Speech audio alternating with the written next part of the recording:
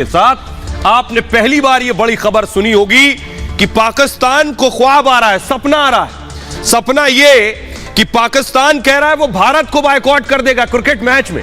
पाकिस्तान की cricket team का कहना है कि वो भारत के साथ मैच नहीं खेलेंगे। तस्वीर दिखा रहा हूं मैं आपको, लेकिन पाकिस्तान को यह सोचना होगा कि हिंदुस्तान के साथ 2024 का वर्ल्ड कप भारत में होना है। पाकिस्तान कह रहा है हम भारत में बॉयकॉट करेंगे। क्या यह मुमकिन है? अगली तस्वीर दिखाइए। लड़ाई कहां से शुरू हुई? जय शाह देख रहे हैं जो कि बीसीसीआई के सचिव हैं, और रमीज राजा को आप देख रहे हैं जो पाकिस्तान क्रिकेट बोर्ड के अध्यक्ष हैं। जय शाह ने एक बात कही, उस पर रमीज राजा का कहना है हम वर्ल्ड कप में बॉयकॉट करेंगे। आइए अब आपको बताते हैं ये जंग कैसे शुरू हुई और पाकिस्तान के लोग पाकिस्तान को असली औकात बता रहे हैं कि आखिर उनमें दम है या नहीं, ये भी आपको सुनवाएंगे। लेकिन पहले जरा ये पूरा बवाल समझ लीजिए। भारत पाकिस्तान का जो मैच है, पूरा देश इंडिया पाकिस्तान का मैच देखना चाहता है, लेकिन कैसे आखिर उस मैच में यह खलल हो सकता है? ये देख रहे हैं आप, भारत ने पाकिस्तान में खेलने से पहले इनकार किया। भारत ने कहा हम पाकिस्तान जाकर नहीं खेलेंगे, एशिया कप होने वाला, पाकिस्तान में एशिया कप होना है। और इसे मूव कीजिए, भारत की टीम एशिया कप के लिए अब पाकिस्तान नहीं जाएगी। बीसीसीआई के सचिव हैं जय शाह, उन्होंने पाकिस्तान को यह झटका दे दिया है कि हम तुम्हारे आतंकी मुल्क आकर नहीं खेलेंगे। बेशक ऐसे ना कहा हो, भारत के दौरे से पाक क्रिकेट बोर्ड की कमाई होती है, और 15 साल बाद भारत की मेजबानी की तैयारी है। यानी भारत की मेजबानी की तैयारी है। आतंक की वजह से कई टीमों ने पाकिस्तान का दौरा टाल दिया, और यही वजह है कि भारत ने भी पाकिस्तान जाने से इनकार कर दिया।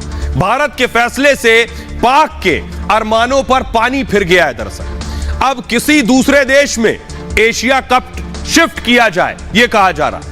पाकिस्तान इस बात से सबसे ज्यादा गुस्से में है कि भारत ने मना कर दिया हम तुम्हारे यहां के नहीं खेलेंगे। अगले साल जुलाई अगस्त में दरअसल एशिया कप होना है।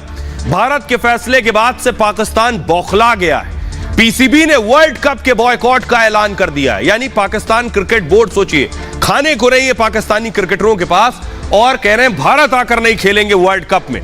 दरअसल 2023-24 में क्रिकेट विश्व कप होना है, और 2031 तक भारत में होने वाले टूर्नामेंट में शामिल नहीं होगा, यह कहना है पीसीबी का। सोचिए, ऐसा हो सकता है कि पाकिस्तान भारत आकर ना खेले? ये मैं नहीं कह रहा हूं। सुनिए जरा, पाकिस्तान के लोग पाकिस्तान के क्रिकेटरों को आईना दिखा रहे हैं कि तुम भारत के आगे कहीं नहीं ठहरते हो, न भारतीय क्रिकेट टीम के आगे, ना उनके पैसे और कमाई के आगे। सुनिए जरा पाकिस्तान के लोगों को।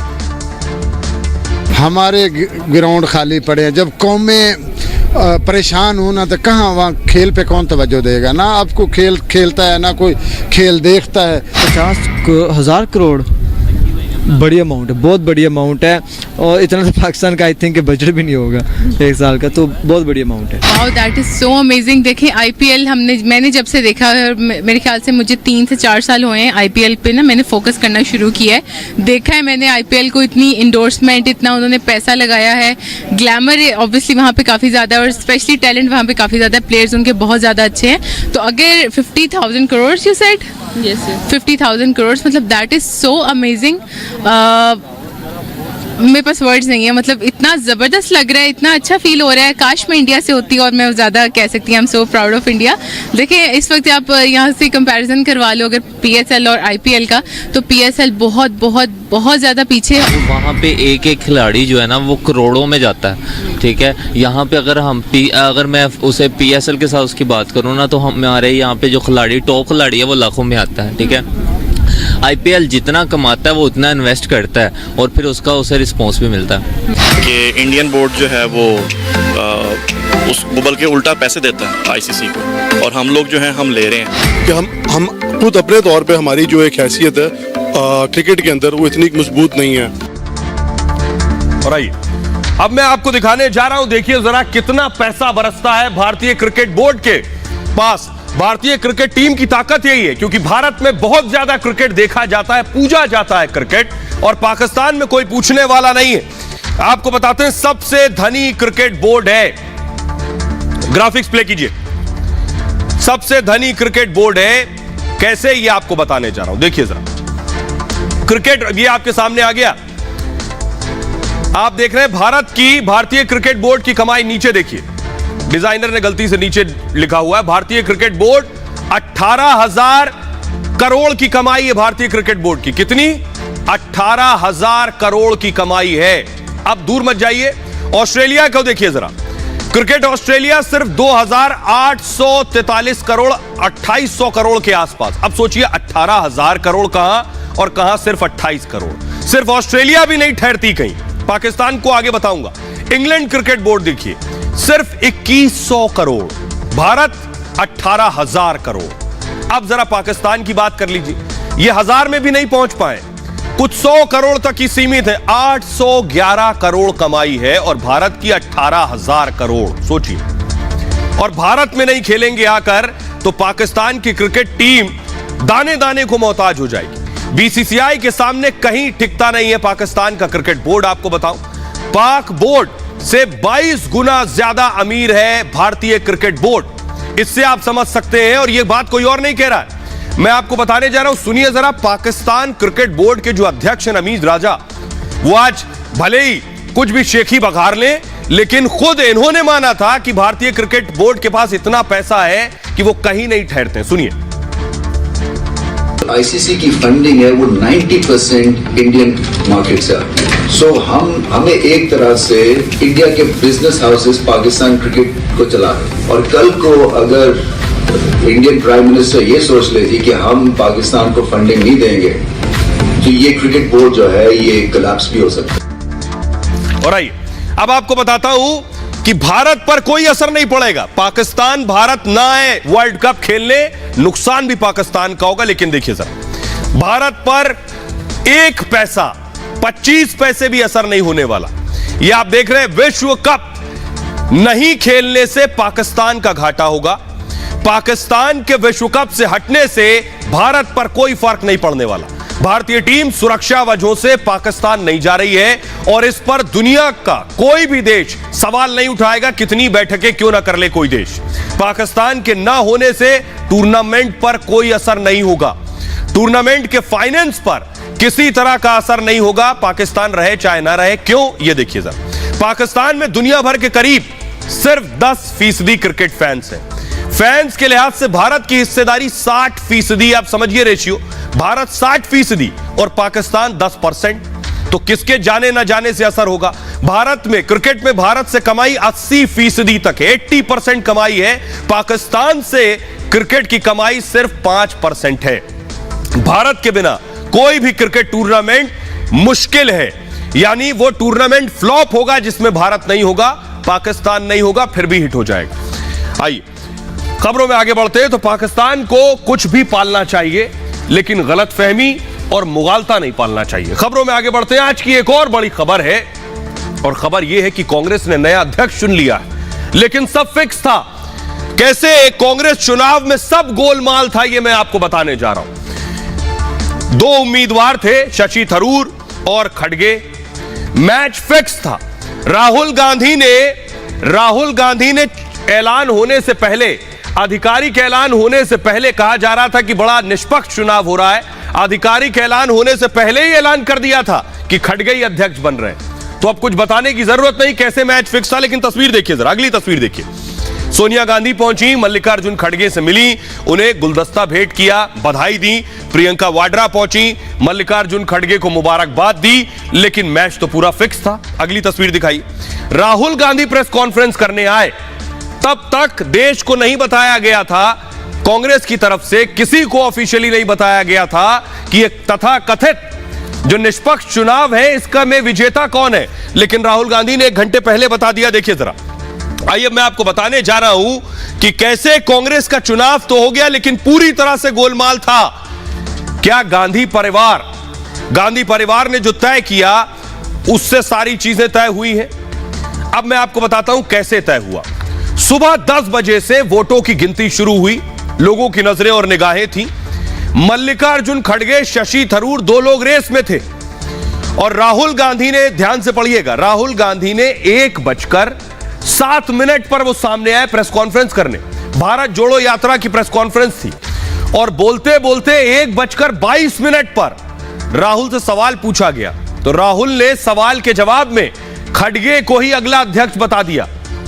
तब तक कांग्रेस अध्यक्ष का ऐलान नहीं हुआ था।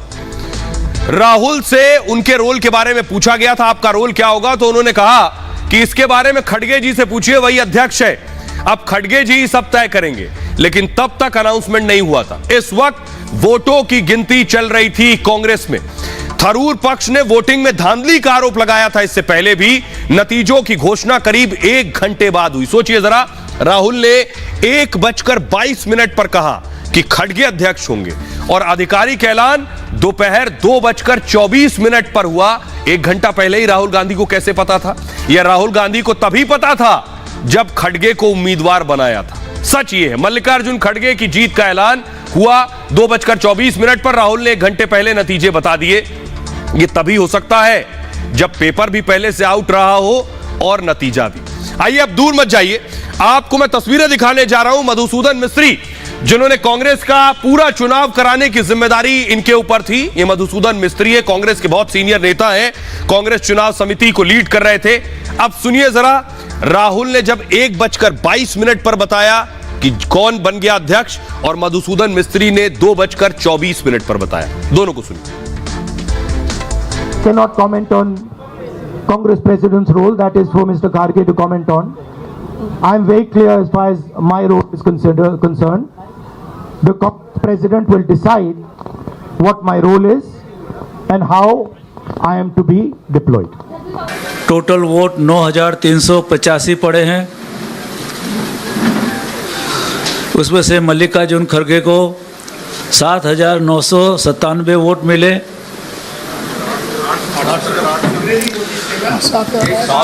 7,897 डॉक्टर शशि थरूर को 1,072 invalid vote 416 Indian national Congress के प्रेसिडेंट को चुनाव की मैं जाहिरात करता हूं। राहुल गांधी ने बोला खड़गे जी विल डिसाइड। उसके बाद उन्होंने दोबारा खड़गे का नाम नहीं लिया। अब आइए आपको बताते हैं जीत हार कैसे तय हुई। दरअसल शशि थरूर को वोट मिले 1,072 और खड़गे को वोट मिले 7,897। 6,825 वोटों से मल्लिकार्जुन खड़गे चुनाव जीते। 24 साल बाद पहला गैर गांधी अध्यक्ष बना है। 24 साल बाद 416 वोट रद्द कर दिए गए इस दौरान और कुल 9,385 वोट डाले गए थे। कांग्रेस अध्यक्ष बनने वाले 65वें नेता बने खड़गे अध्यक्ष बनने वाले दूसरे दलित नेता हैं। 75 साल में 42 साल गांधी परिवार के पास कमान रही है। लेकिन नतीजे तो आ गए, लेकिन शशि थरूर और उनके करीबियों ने धांधली का आरोप लगाया है इस चुनाव में। शशि थरूर के करीबी जो है उनका कहना है कि इस चुनाव में धांधली हुई है। सोचिए जरा, कोई और नहीं, कांग्रेस पार्टी के अंदर के लोग ही इस चुनाव को पूरी तरह से निष्पक्ष नहीं मान रहे। देखिए जरा, शशि थरूर कांग्रेस अध्यक्ष चुनाव में गड़बड़ी का आरोप लगाया गया थरूर एंड टीम की तरफ से। थरूर के चीफ इलेक्शन कैंपेनर जो थे उनका आरोप है, उनका कहना है उत्तर प्रदेश, पंजाब और तेलंगाना में धांधली हुई है। पोलिंग के दौरान 3 राज्यों में गड़बड़ी हुई है। मतदान के बाद भी 3 राज्यों में धांधली की गई।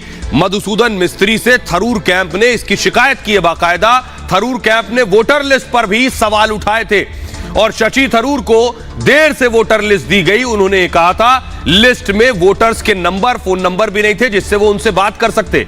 कमलनाथ और गहलोत ने भी खड़गे को खुला समर्थन दे दिया था। शशि थरूर ने इसको लेकर सवाल उठाए थे। आइए अब मैं आपको सुनवाता हूं। बीजेपी सवाल कर रही है, कांग्रेस पार्टी बेशक बराबर करने की कितनी कोशिश क्यों ना करे। सुनिए जरा अशोक गहलोत क्या कह रहे हैं और अनिल विज क्या कह रहे हैं। खड़गे साहब का बनना हम सब के लिए गौरव की बात है।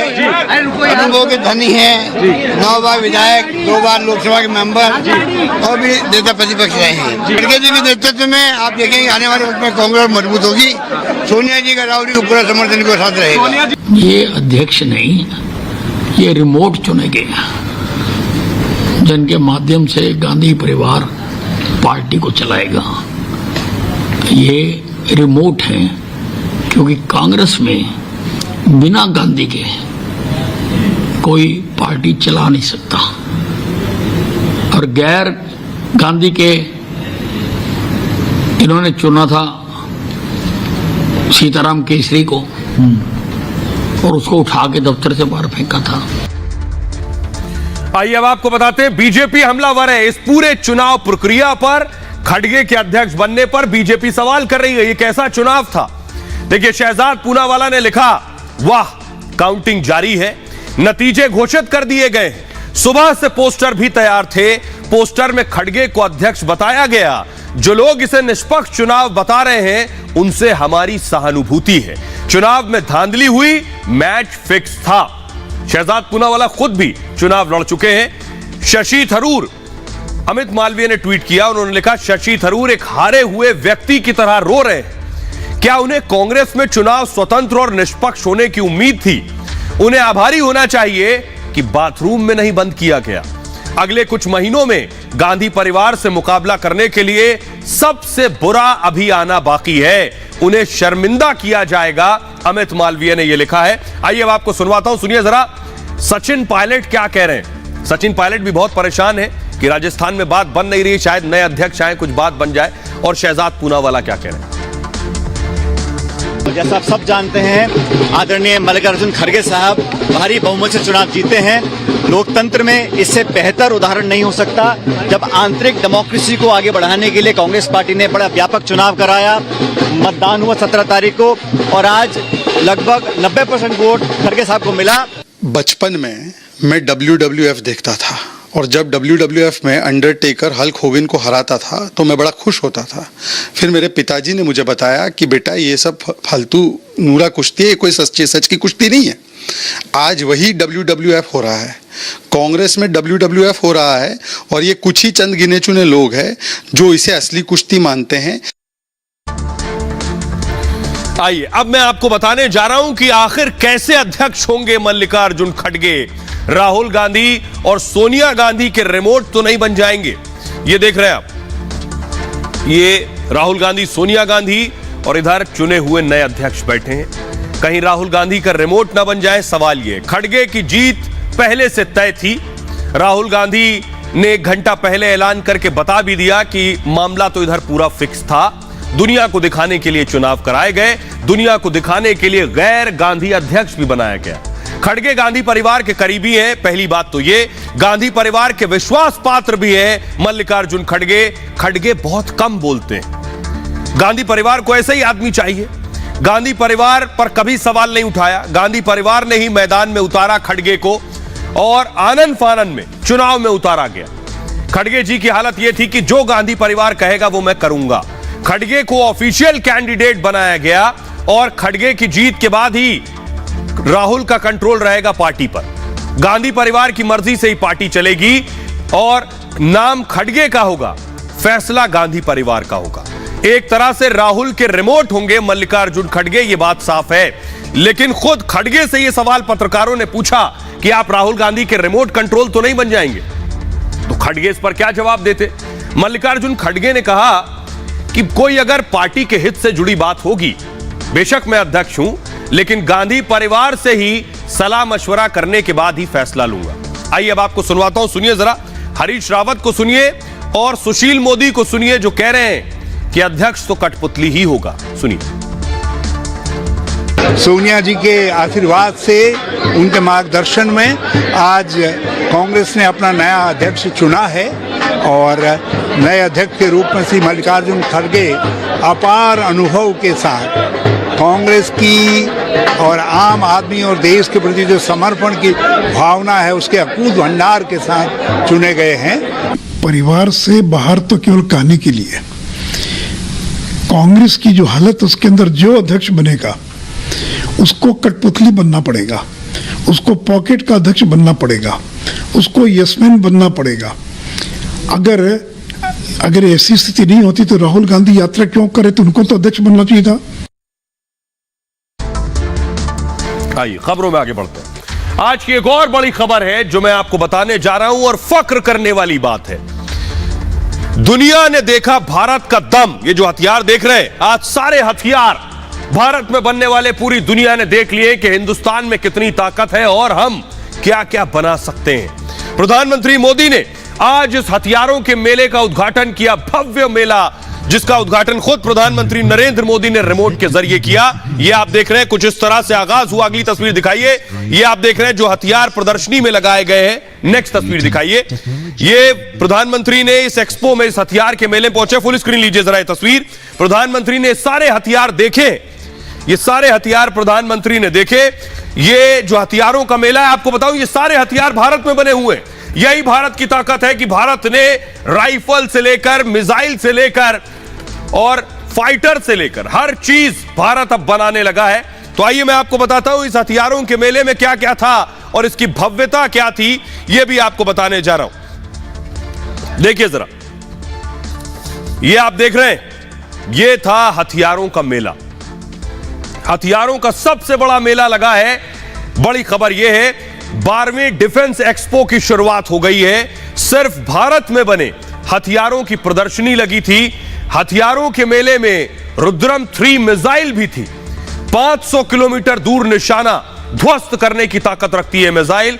प्रहार मिसाइल भी इस प्रदर्शनी में लगाई गई थी। 150 किलोमीटर दूर प्रहार करने की ताकत रखती है ये। ब्रह्मोस मिसाइल की भी प्रदर्शनी थी।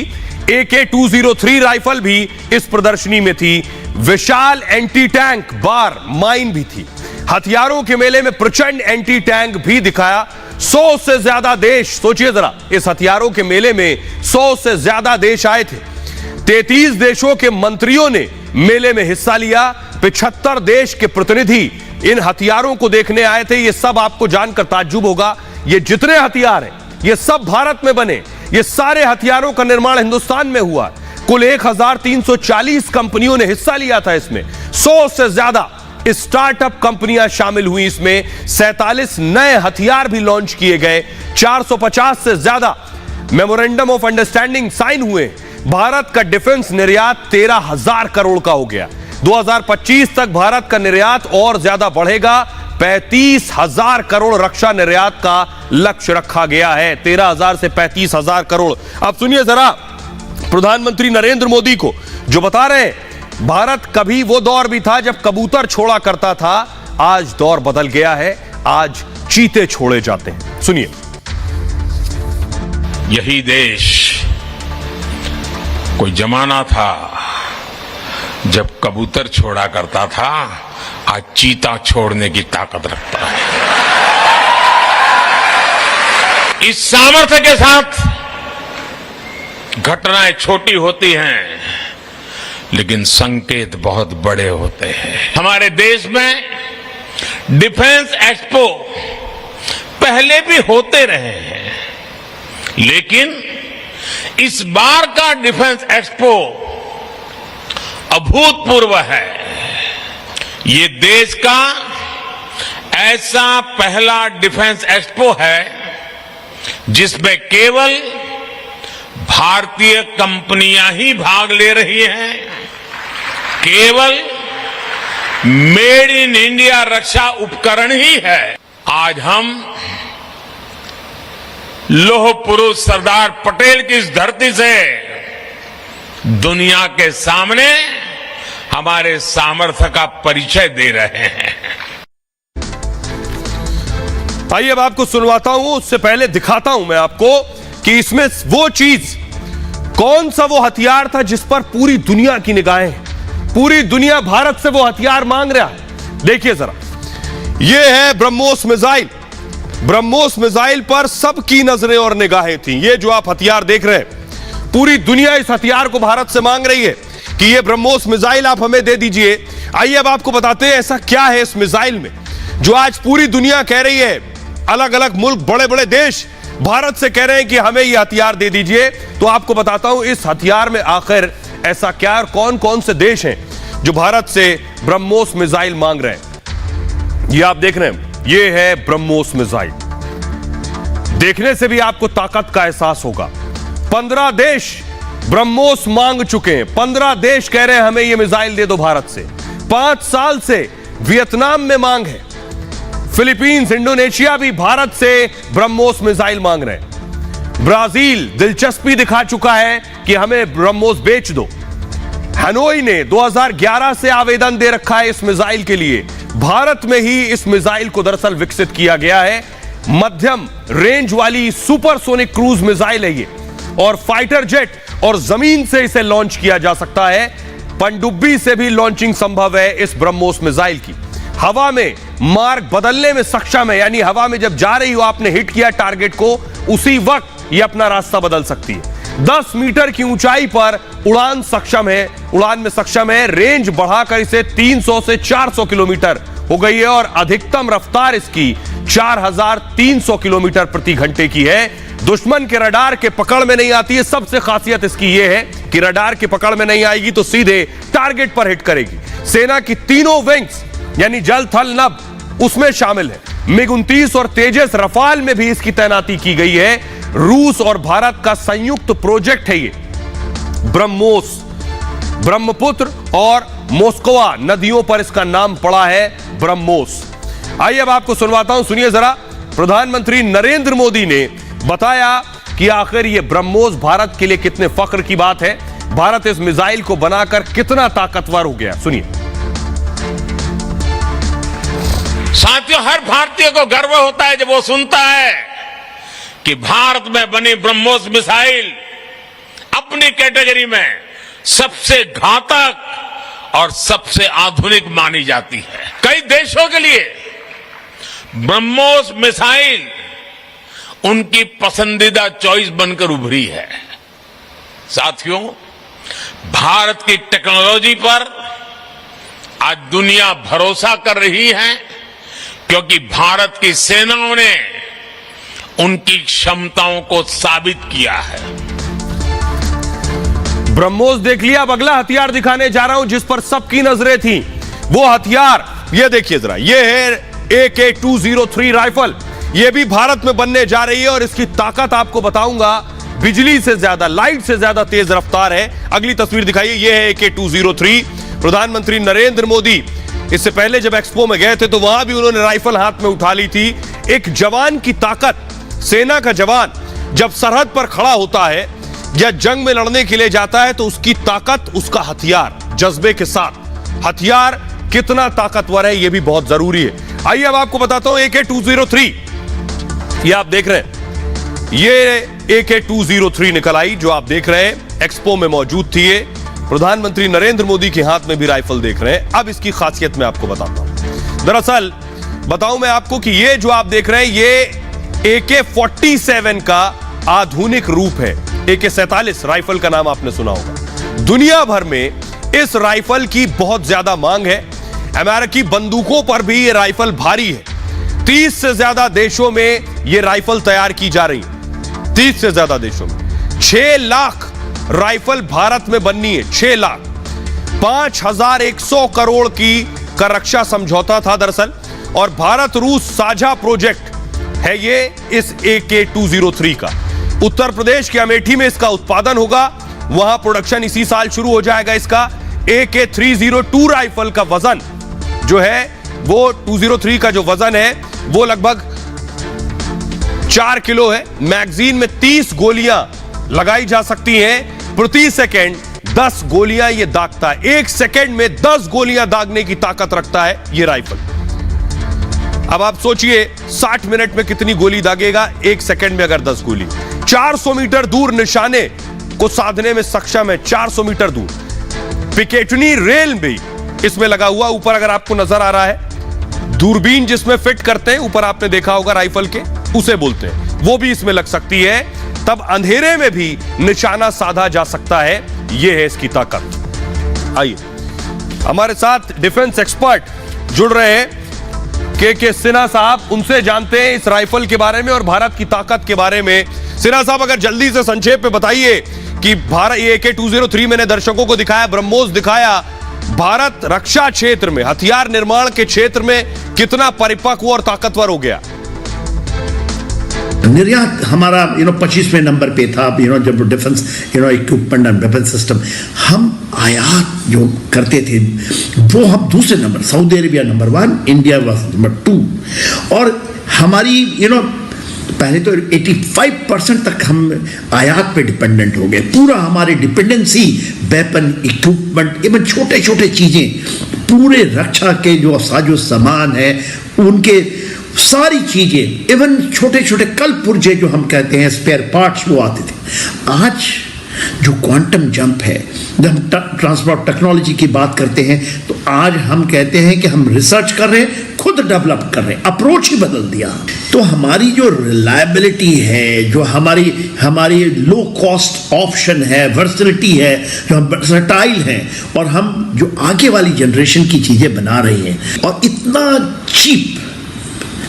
देखिए हमारा मार्स का जो मिशन था उसको कहते हैं कि हॉलीवुड के जो पिक्चर है उसके में खर्चा ज़्यादा आता है जितना हमारे मार्स मिशन में लगा है। तो हमारे यहाँ स्पेस के अंदर में अभी होड़ लग गई है कि इंडिया से हम अपने सैटेलाइट को भेजें क्योंकि उसकी कॉस्ट ही इतनी चीप है। आइए, सिर्फ इतना ही नहीं था, एक और बहुत बड़ी ताकत भारत को मिलने वाली है पाकिस्तान को जवाब देने के लिए। ये देखिए, पहले विजुअल दीजिए। प्रधानमंत्री नरेंद्र मोदी ने इनॉग्रेट किया दिशा को, वो तस्वीरें मैं आपको दिखाने जा रहा हूं, ये आप देख रहे हैं। ये जो इनॉग्रेशन देख रहे हैं दिशा का, ये दिशा क्या है ये मैं आपको बताऊंगा। एक नया एयरबेस बन रहा है पाकिस्तान के बहुत नजदीक। अगली तस्वीर दिखाइए जरा, अगली तस्वीर दिखाइए। ये आप देख रहे हैं दिशा एयरफील्ड, फुल स्क्रीन लीजिए जरा इसको। ये आप देख रहे हैं पाकिस्तान से सिर्फ 130 किलोमीटर की दूरी पर ये एयरफील्ड बन रही है और इसके बनने के बाद ये देखिए जरा, भारत के लड़ाकू जहाजों को सिर्फ 130 किलोमीटर का सफर तय करना है।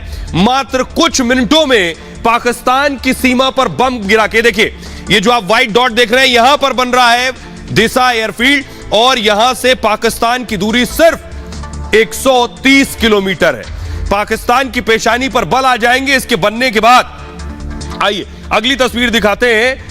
वो जो ये देखिए, ये तैयार जो हो रही है, ये दिशा एयरफील्ड है, ये बनकर तैयार होगी। यहां से फाइटर सीधे उड़ान भरेंगे और पाकिस्तान की सीमा के अंदर बम गिराएंगे और वापस आ जाएंगे। ये है दिशा एयरफील्ड, फुल स्क्रीन लीजिए जरा। भव्य एयरफील्ड बन रही है पाकिस्तान के बॉर्डर के बिल्कुल पास। प्रधानमंत्री ने आज इसका शिलान्यास किया है और ये जल्द ही बनकर तैयार हो जाएगी। पाकिस्तान को सबसे ज्यादा परेशान करेगी ये एयरफील्ड। और प्रधानमंत्री नरेंद्र मोदी ने भी आज कहा कि पश्चिम की सीमा पर हम और ज्यादा मजबूत और ताकतवर हो जाएंगे। सुनिए जरा पीएम। डीसा एयरफील्ड का निर्माण भी देश की सुरक्षा और उस क्षेत्र के विकास के लिए एक महत्वपूर्ण उपलब्धि है। डीसा अंतर्राष्ट्रीय सीमा से केवल 130 किलोमीटर दूर है। अगर हमारे फोर्सेस, विशेषकर हमारी वायुसेना दिशा में होगी तो हम पश्चिमी सीमा पर किसी भी दुस्साहस का और बेहतर ढंग से जवाब दे पाएंगे। तो भारत के लिए ये बहुत गर्व की बात है। खबरों में आगे बढ़ते हैं। आज की एक और बड़ी खबर है। पिछले कई दिनों इस तरह की तस्वीरें सामने आई, आज भी ऐसे ही खबर आई। शख्स को देख रहे हैं आप, हट्टा कट्टा नौजवान जिम ट्रेनर को हार्ट अटैक आ गया। तस्वीर जरा दिखाइए इसकी। यह है वो जिम ट्रेनर जिसे आप देख रहे हैं। आप शरीर से ही समझ सकते हैं, इसकी फिटनेस का अंदाजा आप लगा सकते हैं। इसे हार्ट अटैक आ गया, हार्ट अटैक से मौत हो गई। बैठे बैठे ही हार्ट अटैक आ गया। अब सोचिए, इतने फिट आदमी को हार्ट अटैक आ सकता है तो बाकी किसी की क्या बिसात। ये हार्ट अटैक क्यों आ रहा है? क्या जिम जाना बंद कर दे लोग? क्या योगा करना बंद कर दें? क्या एक्सरसाइज करना बंद कर दें? अब जरा तस्वीर दिखाइए जो इसे हार्ट अटैक आया। इसे फुल स्क्रीन लीजिए। ये बैठा हुआ है ये शख्स कुर्सी के पास और हार्ट अटैक आता है और गिर पड़ता है। ये देखिए, सिर्फ 3 सेकंड लगे होंगे, 3 सेकंड, उसके बाद इसे उठाकर ले जाया गया। ये तस्वीर देखिए जरा, डरा देने वाली तस्वीर है। इस शख्स को ले जाया गया, जिम ट्रेनर था। ये देखिए कुर्सी पर बैठा है, टेक लगाए हुए काउंटर पर, और गिरा है, हार्ट अटैक आया और कुर्सी पर पीछे ही गिर पड़ा है। दिल का दौरा पड़ा और तुरंत आनंद फानंद में उसी वक्त मौत हो गई। तब तक कुछ समझ पाते, उसे ले जा पाते, उसकी मौत हो चुकी थी। ये जो तस्वीरें हैं, ये तस्वीरें डरा रही हैं। ये देखिए, उसकी फिटनेस से अंदाजा लगा सकते हैं आप। और इतने फिट शख्स को अगर हार्ट अटैक आ सकता है तो सभी के दिल में एक डर बैठ जाता है कि आखिर इस फिट शख्स को, जो फिटेस्ट है, उसे अगर हार्ट अटैक आ सकता है तो कौन सुरक्षित है? देखिए जरा हुआ क्या। जिम ट्रेनर को कैसे, ये देख रहे हैं आप जिम ट्रेनर की तस्वीर। आदिल नाम है इनका। आदिल की 35 साल उम्र थी और शालीमार गार्डन में इन्होंने अपना जिम खोला था। इसी जिम में लोगों को ट्रेनिंग देते थे। आदिल खुद भी फिटनेस फ्रीक थे, बिल्कुल फिट, हमेशा अपनी सेहत का ख्याल रखते थे। और इतने फिट शख्स को कैसे हार्ट अटैक आ गया? कुछ दिन पहले प्रॉपर्टी डीलिंग का एक ऑफिस भी खोला था आदिल ने। इसी ऑफिस में आदिल काम कर रहे थे, उसी वक्त बैठे हुए थे जब हार्ट अटैक आया। काम करने के दौरान आदिल को हार्ट अटैक आ गया। आदिल ऑफिस की कुर्सी से नीचे गिर पड़े। कुछ ही सेकंड के अंदर आदिल की मौत हो गई और वहां मौजूद लोग आदिल को अस्पताल ले गए। अस्पताल पहुंचे तब तक डॉक्टर्स ने आदिल को मृत घोषित कर दिया। आइए आपको आदिल की एक बार फिर से जरा तस्वीरें दिखाइए। कुर्सी वाली, जिस कुर्सी पर वो बैठे थे और उन्हें हार्ट अटैक हो गया। और उसके बाद आपको डॉक्टर से सुनवाएंगे कि क्या अगर आप योगा और एक्सरसाइज करते हैं तो ये डरावना है, टेंशन देने वाला है क्या? देखिए जरा, आदिल बैठे थे और आदिल को अटैक आया और वो फौरन गिर गए और उनकी मौत हो गई। आसपास के लोग कुछ नहीं समझ पाए। आदिल की पहली फोटो दिखाइए जरा, उनकी फिटनेस का अंदाजा लोगों को हो जाए कि वो कितने फिट थे। ये देखिए, ये है आदिल की फोटो। जिम के ट्रेनर थे, तो आखिर कैसे हार्ट अटैक आ गया इतने फिट शख्स को? लोग यही सवाल पूछते कि वो बिल्कुल फिट था, दौड़ रहा था, भाग रहा था और हार्ट अटैक आ गया। डॉक्टर हमारे साथ जुड़ रहे हैं। डॉक्टर से हम बात करेंगे, डॉक्टर राजू व्यास से। डॉक्टर राजू व्यास हमारे साथ जुड़ रहे हैं। राजू साहब, ये बताइए, जो तस्वीरें हम देख रहे हैं, फिट लोग हैं जो एक्सरसाइज कर रहे थे, योगा कर रहे थे या फिर जुम्बा कर रहे हैं, कुछ भी इस तरह की चीजें कर रहे हैं, डांस कर रहे हैं, क्या ये सब बंद कर दे? क्योंकि पिछले दिनों जो तस्वीरें सामने आ रही हैं वो तो डरा रही हैं। वो लग रहा है आप दौड़ेंगे या एक्सरसाइज करेंगे, योगा करेंगे, हार्ट अटैक ना आ जाए किसी को। जरा बताइए, लोगों का डर भगाइए। हमें जिम आदि में दिए जाने वाले प्रोटीन के पाउडर को मेडिकल एडवाइजरी के बगैर नहीं लेना चाहिए। जिम में विगरस एक्सरसाइज बगैर मेडिकल फिटनेस के लिए नहीं करनी चाहिए। सभी लोगों को कार्डियक अरेस्ट होने की स्थिति में कार्डियो रेस्पिरेटरी रिससिटेशन आदि करना आना चाहिए, या जिम आदि में एक एक्सपर्ट या इस प्रकार का इंफ्रास्ट्रक्चर होना चाहिए जहां पे कि अगर सडन कार्डियक अरेस्ट होता है तो हम उन्हें रिससिटेट कर पाएं। किसी भी प्रकार में सीने में होने वाली जलन आदि को हम इग्नोर ना करें, उसके लिए हमें तुरंत अपने डॉक्टर से मिलना चाहिए। और ये डॉक्टर आग हमारे साथ जुड़ेंगे, आगे उनसे पूछेंगे कि इस वक्त क्या करने की जरूरत है। लेकिन आपको पहले बताते हैं किन चीजों से बचें। बहुत जरूरी है बचना। हार्ट अटैक से बचने के लिए सबसे पहली चीज, ज्यादा तला भुना ना खाएं। हमें इल्म नहीं होता, पता नहीं चलता और हम इस तरह की चीजें खाते रहते हैं। मोटापे को बढ़ने ना दें, वेट का ख्याल रखें। शराब का सेवन ना करें, यह भी हार्ट के लिए बड़ी परेशानी है। दवा जरूरत पड़ने पर ही लें। एक्सरसाइज नियम के अनुसार करें और सुबह सुबह योगाभ्यास करें। देर रात में खाना बंद कर दें, सबसे बड़ी और अच्छी और बेहतर चीज है। लेट नाइट खाना ना खाएं। रात में नींद पूरी ले। सांस फूले तो डॉक्टर से फौरन मिले। दिल की जांच कराते रहें। ये कुछ चीजें हैं जिसको आप कराते रहें। लेकिन आइए अब मैं आपको बताने जा रहा हूं, डॉक्टर तो सुनिए, डॉक्टर मनोज से सुनिए। डॉक्टर मनोज बता रहे हैं कि आपको भी ऐसा ही लग रहा है टीवी देखने के बाद। पिछले कई दिनों से आपने देखा कोई डांस करते हुए गिर जा रहा है, कोई एक्सरसाइज करते हुए गिर जा रहा है। हर शख्स को लग रहा है कि मेरा दिल ठीक है या नहीं। तो डॉक्टर से सुनिए, वो बता रहे हैं जिन्होंने भी ये तस्वीरें हार्ट अटैक से मौत की देखी हैं कि वो उनके दिमाग में पहला सवाल आ रहा है, फौरन क्या करें। कौन सी वो 5 चीजें डॉक्टर बता रहे हैं जो तस्वीरें देखने के बाद आपको करने की जरूरत है। सुनिए जरा।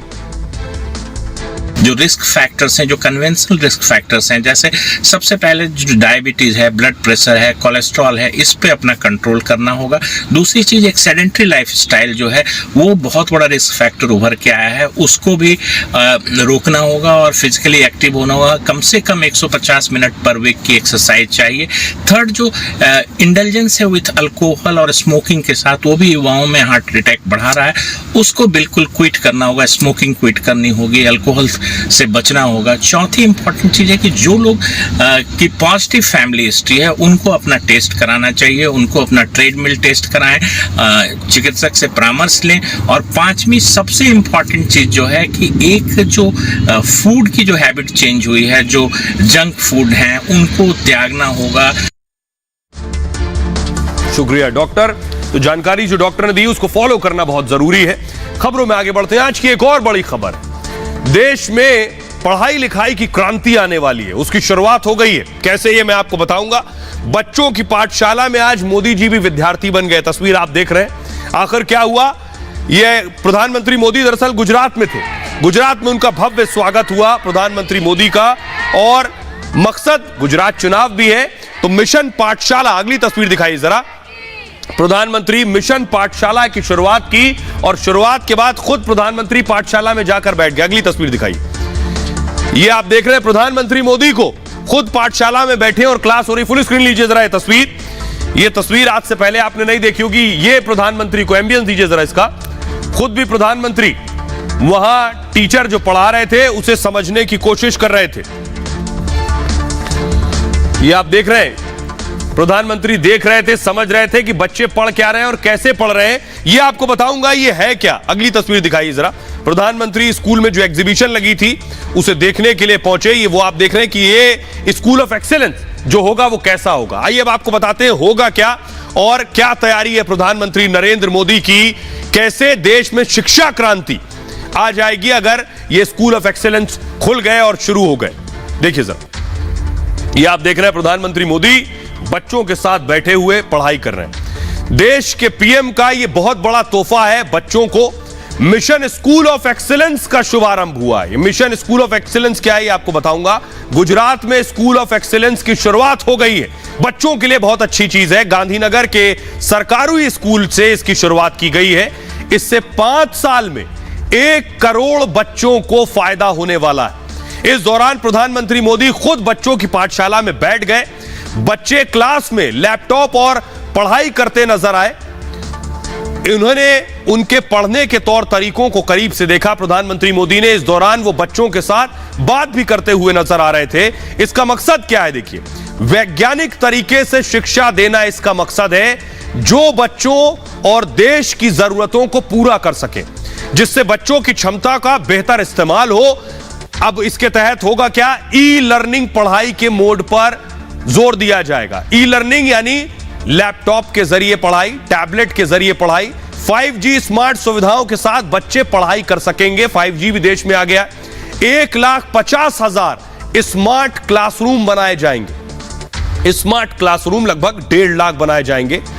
20,000 नए कंप्यूटर लैब और 50,000 नए क्लास बनेंगे। इसके लिए सरकार 5,000 अटल टिंकरिंग लैब भी बनाएगी, जिसमें 3D प्रिंटिंग, रोबोटिक्स तकनीक पर जोर दिया जाएगा।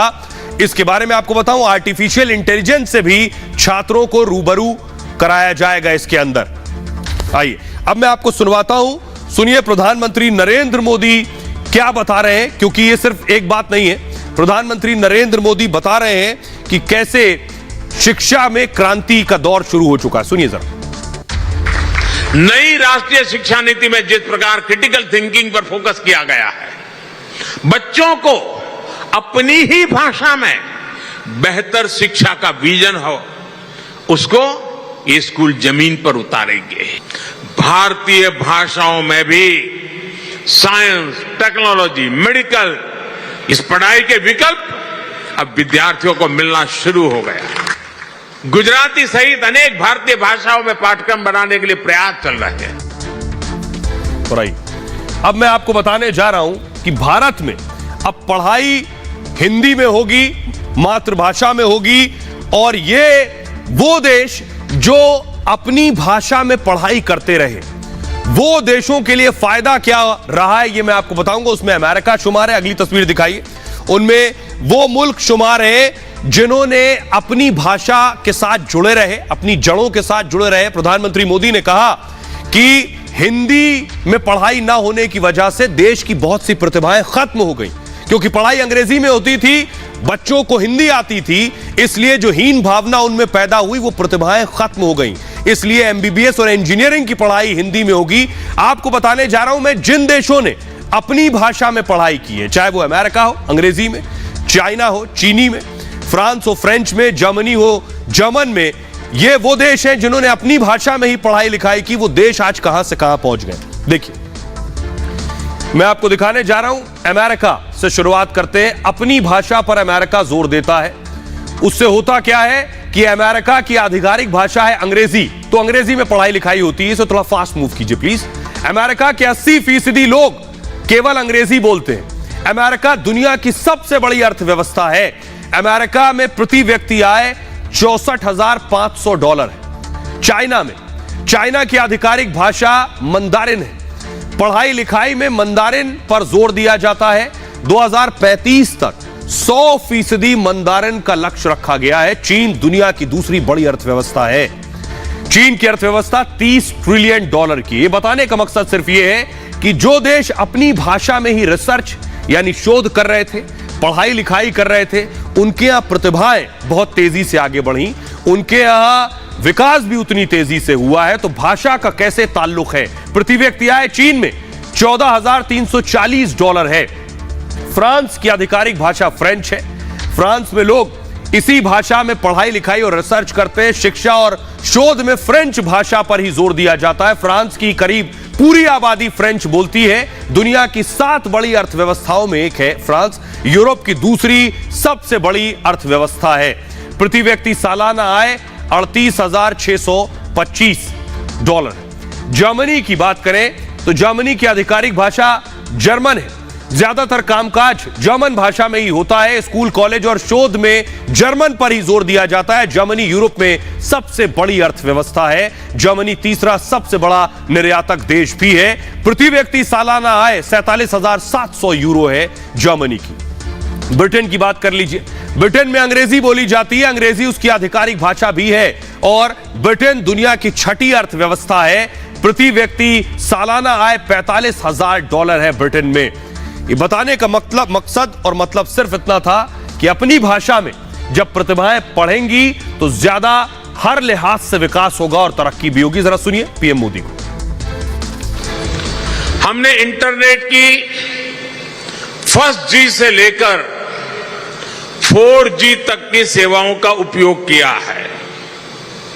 अब देश में 5G बड़ा बदलाव लाने वाला है।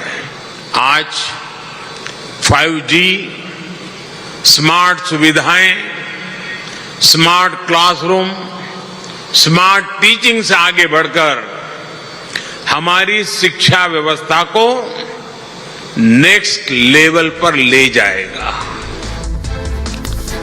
खबरों में आगे बढ़ते हैं। आज की एक और बड़ी खबर आतंकिस्तान के भाईजान जिनपिंग आतंकिस्तान के भाईजान कैसे बन गए मैं आपको बताऊंगा। आतंकियों के साथ आकर खड़े हो गए शी जिनपिंग। अगली तस्वीर दिखाइए जरा, कैसे शी जिनपिंग पाकिस्तान के साथ खड़े होने के लिए आतंकी भी उन्हें मंजूर है।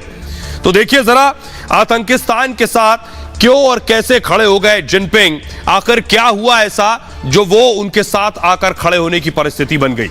देखिए, ये आप देख रहे हैं, संयुक्त राष्ट्र में भारत अमेरिका दरअसल एक प्रस्ताव लेकर आए। प्रस्ताव पाकिस्तान के आतंक के खिलाफ था, एक आतंकी के खिलाफ था यह प्रस्ताव।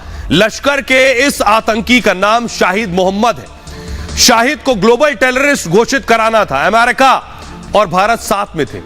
चीन ने भारत यूएस प्रस्ताव पर बाधा लगाई, ब्लॉक कर दिया उसे। पिछले कुछ महीनों में यह चीन का चौथा समर्थन है इस तरह का आतंकी को। सोचिए, अमेरिका ने महमूद को वैश्विक आतंकी सूची में डाला हुआ है और 2016 से ही महमूद अमेरिका की आतंकी लिस्ट में है, लेकिन चीन को यह आतंकी पसंद है। शाहिद महमूद लश्कर का सुप्रीम सदस्य है और 2007 में शाहिद महमूद लश्कर से जुड़ा था। लश्कर तैयबा के लिए फंड जुटाता था यह आतंकी। लश्कर के ह्यूमैनिटेरियन विंग में शामिल हुआ ये और इसी विंग के जरिए फंड जुटाया जाता है। शाहिद आतंकी साजिद मीर का करीबी बताया जाता है। साजिद मीर 26/11 का मास्टरमाइंड है, लेकिन चीन उसकी पैरवी कर रहा था। आइए मैं आपको दिखाने जा रहा हूं, यह पहली बार नहीं हुआ। इससे पहले भी बहुत से आतंकी हैं जिन आतंकियों के साथ आकर खड़ा हुआ है और खड़ा होता रहा है चीन और जिनपिंग। लेकिन सवाल यह है कि जब आतंकी इनके ऊपर आकर चढ़ाई करते हैं तब इन्हें आतंक परेशान करता है, तब इन्हें आतंक से खौफ लगता है और डर लगता है। विजुअल दिखाइए प्लीज। तो सवाल यह है कि आखिर इस बार लश्कर के आतंकी का साथ क्यों आकर खड़े हो गए, ये एक बुनियादी सवाल ये है। और बड़ी बात एक और है कि यूएन की जो मीटिंग हुई, उस मीटिंग में इससे पहले आपको याद होगा मसूद अजहर पर वीटो लिया था। दूसरा ग्राफिक्स आया क्या, कैसे घोषित होता है, देखिए जरा। हाफिज सईद, अब मैं आपको बताने जा रहा हूं किस किस पर वीटो लगाया। हाफिज सईद का बहनोई है अब्दुल रहमान मक्की, जम्मू कश्मीर में हमलों में शामिल रहा है। 2008 में सीआरपीएफ कैंप पर इसने हमला कराया, आतंकियों के लिए यह फंडिंग जुटाता रहा है।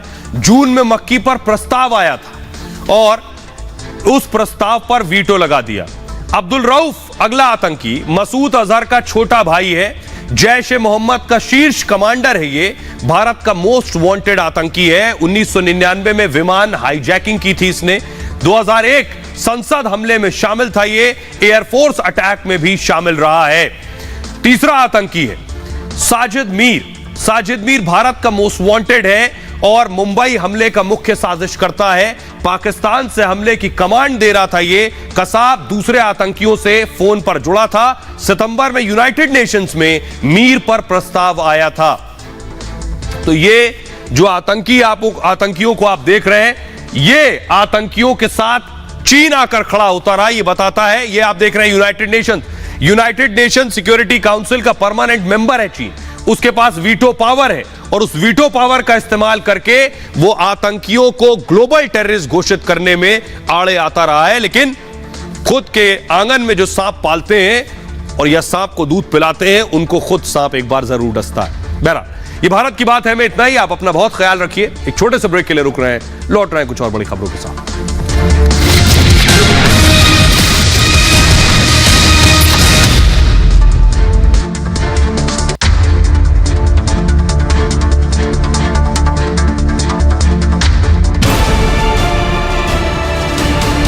मुझे पूछिए अर्नब, तुम्हारे लिए पहले क्या आता है, तुम्हारा धर्म या राष्ट्र धर्म? और मैं कहूंगा मेरे लिए भारत पहले आता है, राष्ट्र धर्म पहले आता है।